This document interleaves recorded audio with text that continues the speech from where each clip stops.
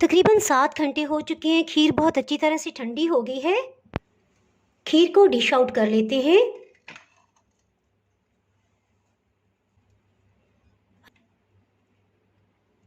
ये मैं आपको टेस्ट करके बताती हूँ।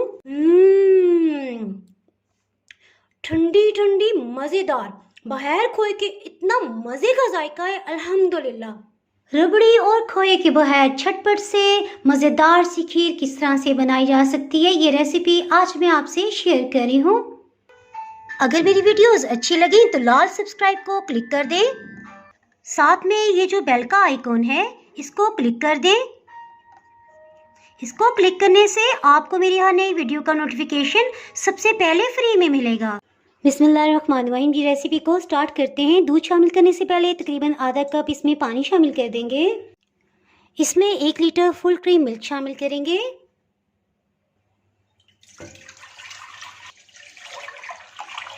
आधा लीटर दूध इसमें मज़ीद शामिल करेंगे।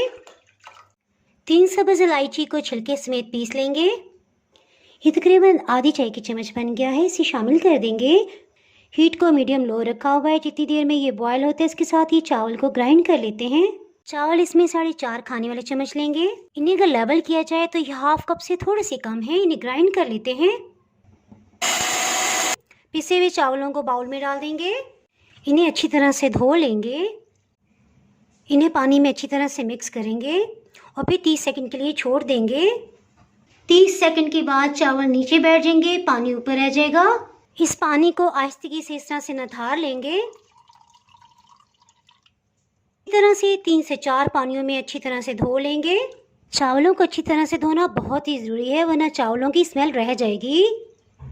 धुले हुए पिसे हुए चावलों को दूध में शामिल कर देंगे।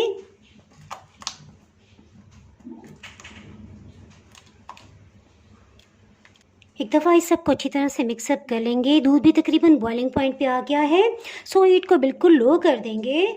इसके जायके को मज़ीद बढ़ाने के लिए इसमें लाल गाजर का इस्तेमाल करेंगे। ये क्रश की हुई है। मटर और गाजर को किस तरह से महफूज किया जा सकता है, ये रेसिपी ऑलरेडी पहले मैं अपलोड कर चुकी हूँ। अगर आप इससे मुतल्लिक जानना चाहें तो इसका लिंक मैं डिस्क्रिप्शन में दे दूँगी, आप वहाँ से देख सकते हैं। देखिए कितना अच्छा इसका लाल लाल रंग बिल्कुल बरकरार है। इस तरह से इसे तोड़ लेंगे।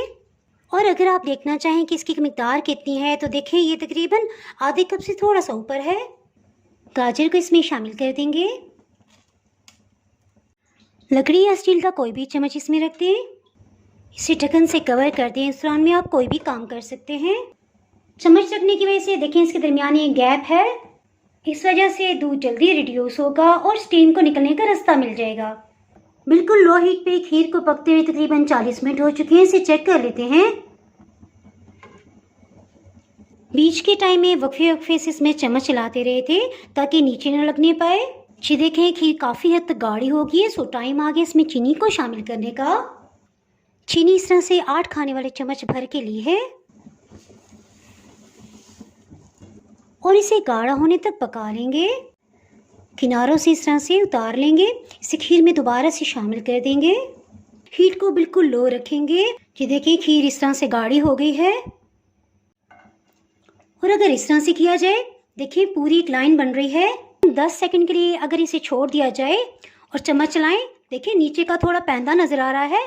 सो इस तरह से गाढ़ी हो जाए तो हीट को ऑफ कर दें। इसे मिट्टी की हांडी में सर्व करेंगे। कुछ ड्राई फ्रूट इस पे छिड़क देंगे। ये आपने ज़रूर ट्राई करना, इंशाल्लाह आपको बहुत ही पसंद आने वाली है। इसके साथ ही जनाब अगर आप मेरे चैनल पर नए हैं और चैनल को अभी तक सब्सक्राइब नहीं किया तो फटाफट से सब्सक्राइब कर दें और बेल आइकन प्रेस करना बहुत ही ज़रूरी है। इसके बगैर आपको मेरी नई अपलोड होने वाली वीडियो का नोटिफिकेशन नहीं मिल पाएगा।